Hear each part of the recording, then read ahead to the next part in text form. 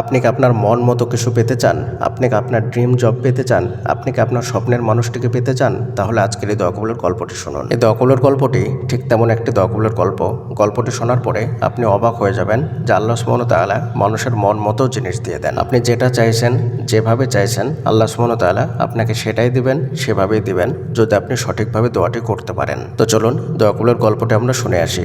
গল্পটি শুরু করার আগে আপনাদেরকে জানিয়ে দিতে চাই, আপনিও যদি চান তাহলে আপনার বাস্তব জীবনে দোয়া কবুলের গল্পটা আমাদের সঙ্গে শেয়ার করতে পারেন, আমাদের চ্যানেলে প্রচার করা হবে। দোয়া কবুলের গল্প পাঠানোর জন্য আমাদের ইমেল আইডি ব্যবহার করবেন। আমাদের ইমেল আইডি হলো khalidhasan6695@gmail.com। এটা আমরা ডেসক্রিপশনেও লিখে দিচ্ছি। গল্পের শুরুতে তিনি লিখছেন, দোয়ার ক্লাসে উস্তাজা একদিন বলছিলেন তিনি আল্লাহর কাছে বারবার দোয়া করতেন আল্লাহ যেন তাকে এমন একটা জব দেন যেটা দিয়ে তার প্রয়োজনও পূরণ হবে, আবার আল্লাহর কাছাকাছিও থাকা হবে। অর্থাৎ জবটা হবে তার ড্রিম জব, এবং আলহামদুলিল্লাহ উস্তাজা তার ড্রিম জব পেয়েছেন। উস্তাজার এই দোয়া কবুলের গল্প শুনে আমিও আল্লাহর কাছে দোয়া করতাম, এক্সাক্ট এই দোয়াটাই করতাম। কিন্তু সে সময় আমি আমার মধ্যে কোনো যোগ্যতা, কোনো ট্যালেন্ট কিছুই খুঁজে পেতাম না। কিন্তু দোয়া কি কোনো যোগ্যতা, কোনো ট্যালেন্ট থেকে কবুল হয় নাকি?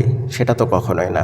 দোয়া তো এমন এক বিস্ময়কর জিনিস যা সব অসম্ভবকে সম্ভব করে দেয়, যা নেই তাও তৈরি করে দেয়। অবশেষে বহু কষ্টের পথ পাড়ি দিয়ে আমিও আমার ড্রিম জব খুঁজে পেয়েছি আলহামদুলিল্লাহ। আর এই জার্নি কখনোই স্মুথ ছিল না, দুর্বিষহ এক যাত্রার পর পেয়েছি। দোয়ার ক্লাসে উস্তাদা বলতেন শুরুর দিকে তিনি তো কোরআনের অক্ষরও ঠিকভাবে বুঝতে পারতেন না, অথচ তিনি 1 বছরে কোরআনের হাফেজা হয়েছেন। বারাকাল্লাহু ফিকুম। দোয়ার এই ক্লাসগুলো ছিল আমার জীবনের সেরা ইনভেস্টমেন্ট, সেরা সময়। ক্লাসের মাঝখানে হাওমাও করে কেঁদেছি। বিশ্বাস করেন, দোয়া কবুলের আগেই দোয়া কবুলের আনন্দ অনুভব করতে পেরেছি।